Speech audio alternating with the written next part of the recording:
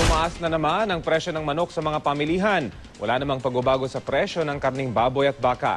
Balita hatid ni Athena Imperial. Tumaas ng 12 pesos ang kada kilo ng manok simula noong Lunes.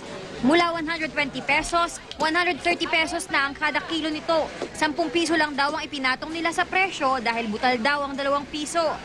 Ang laman ng baboy nananatiling 180 pesos per kilo. Ang pork liempo nasa 195 pesos per kilo pa rin. Di rin gumalaw ang presyo ng karneng baka. 250 pesos ang kada kilo ng laman. Ang ribs at T-bone, 180 pesos per kilo pa rin. Ang presyo ng bangus, tilapia at talakitok, tulad pa rin daw ng presyo noong nakaraang buwan. 100 to 120 pesos per kilo ang bangus. Ang tilapia, 100 pesos kada kilo at ang talakitok, 200 pesos per kilo pa rin. Mas mura na raw ngayon ng 10 piso ang kilo ng galunggong na 120 pesos per kilo na lang ngayon. Gawa siguro sa mga ng panahon. Kaya medyo, siyempre walang namamalaisdaan pag masama panahon. Bakit 250 yung bentahan nyo nung may laman, tas 180 yung buto?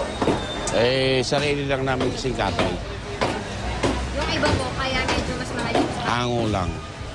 Athena Imperial, GMA News.